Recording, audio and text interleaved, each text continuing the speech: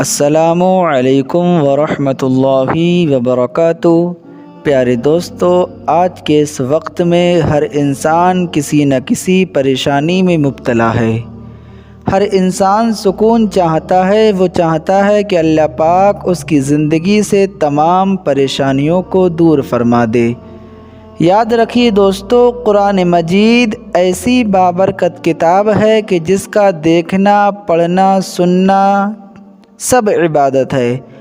اللہ پاک قرآن مجید کے پڑھنے کی برکت سے انسان کو بے شمار پریشانیوں سے محفوظ فرما دیتا ہے۔ دوستو، قرآن مجید کی کچھ آیتیں، کچھ صورتیں ایسی ہیں کہ جن کے پڑھنے سے انسان کو بے شمار فائدے حاصل ہوتے ہیں۔ انہی میں سے ایک قرآن مجید کی بہت ہی بابرکت صورت یعنی سورہ محمد ہے۔ اگر کوئی شخص روزانہ سورہ محمد کو پڑھنے کی عادت بنا لیتا ہے تو اللہ پاک اسے بے شمار ثواب عطا فرماتا ہے۔ اللہ پاک اس بابرکت صورت کے پڑھنے کی برکت سے اس انسان کے کاروبار میں برکتیں عطا فرمائے گا۔ اس بابرکت صورت کے پڑھنے کی برکت سے انسان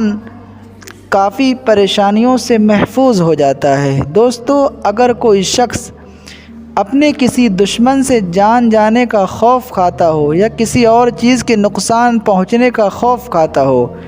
تو ایسی صورت میں اس شخص کو چاہیے کہ روزانہ سورہ محمد کو پڑھ لیا کرے۔ انشاءاللہ عز و جل اللہ پاک اس بابرکت صورت کی برکت سے اسے اپنے دشمنوں کی دشمنی سے محفوظ رکھے گا۔ دوستو، آپ اس بابرکت صورت کو روزانہ اپنے مکان میں، دکان میں، کاروبار میں برکت کے لیے سن لیا کرو۔ انشاءاللہ عز و جل اللہ پاک آپ کے کاروبار میں برکتیں عطا فرمائے گا۔ آئیے دوستو، اسی بابرکت صورت کو سن لیتے ہیں۔ اعوذ باللہ من الشیطان الرجیم، بسم اللہ الرحمن الرحیم۔ الذین کفروا وصدوا عن سبیل اللہ اضل اعمالهم والذین آمنوا وعملوا الصالحات وآمنوا بما نزل على محمد وهو الحق من ربهم كفر عنهم سيئاتهم وأصلح بالهم ذلك بأن الذين كفروا اتبعوا الباطل وأن الذين آمنوا اتبعوا الحق من ربهم كذلك يضرب الله للناس أمثالهم فإذا لقيتم الذين كفروا فضرب الرقاب حتى إذا أثخنتموهم فشدوا الوثاق فإما منا بعد وإما فداء حتى تضع الحرب أوزارها ذلك ولو يشاء الله لانتصر منهم ولكن ليبلو بعضكم ببعض والذين قتلوا في سبيل الله فلن يضل أعمالهم سيهديهم ويصلح بالهم ويدخلهم الجنة عرفها لهم يا أيها الذين آمنوا إن تنصروا الله ينصركم ويثبت أقدامكم والذين كفروا فتعسا لهم وأضل أعمالهم ذلك بأنهم كرهوا ما أنزل الله فأحبط أعمالهم أفلم يسيروا في الأرض فينظروا كيف كان عاقبة الذين من قبلهم دمر الله عليهم وللكافرين أمثالها ذلك بأن الله مولى الذين آمنوا وأن الكافرين لا مولى لهم إن الله يدخل الذين آمنوا وعملوا الصالحات جنات تجري من تحتها الأنهار والذين كفروا يتمتعون ويأكلون كما تأكل الأنعام والنار مثوى لهم وكأي من قرية هي أشد قوة من قريتك التي أخرجتك أهلكناهم فلا ناصر لهم أفمن كان على بينة من ربه كمن زين له سوء عمله واتبعوا أهواءهم مثل الجنة التي وعد المتقون فيها أنهار من ماء غير ياس وأنهار من لبن لم يتغير طعمه وأنهار من خمر لذة للشاربين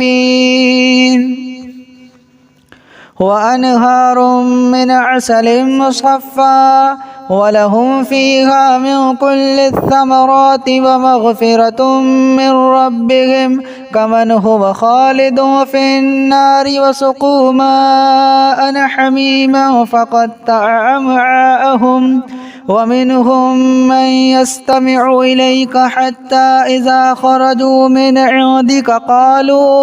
قالوا للذين أوتوا العلم ماذا قال آنفا أولئك الذين طبع الله على قلوبهم واتبعوا أهواءهم مثل الجنة التي وعد المتقون فيها أنهار من ماء غير ياس وأنهار من لبن لم يتغير طعمه وأنهار من خمر لذة للشاربين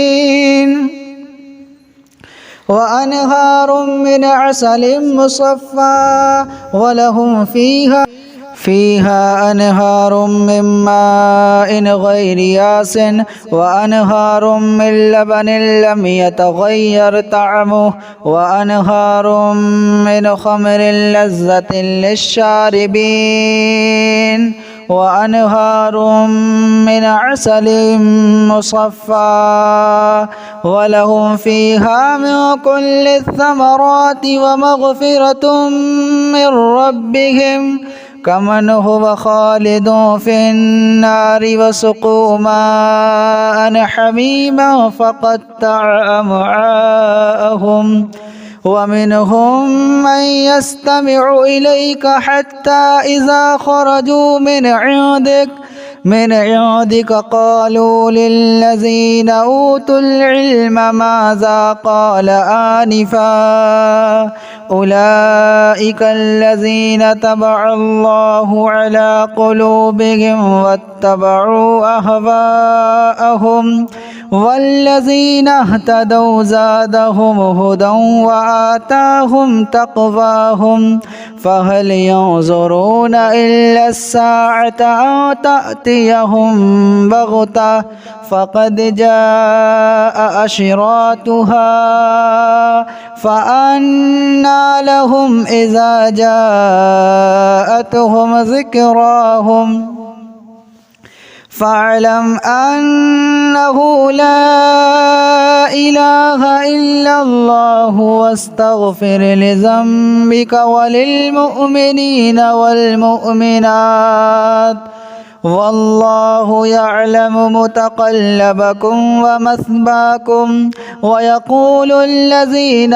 آمنوا لولا نزلت سورة فإذا أنزلت سورة محكمة وذكر فيها القتال رأيت الذين في قلوبهم مرض ينظرون إليك نظر المغشي عليه من الموت فأولى لهم طاعة وقول معروف. فإذا عزم الأمر فلو صدقوا الله لكان خيرا لهم. فهل عسيتم إن توليتم أن تفسدوا في الأرض وتقطعوا أرحامكم أولئك الذين لعنهم الله فأصمهم وأعمى أبصارهم أفلا يتدبرون القرآن أم على قلوب أقفالها إن الذين ارتدوا على أدبارهم من بعد ما تبين لهم الهدى الشيطان سول لهم وأملى لهم ذلك بأنهم قالوا للذين كرهوا ما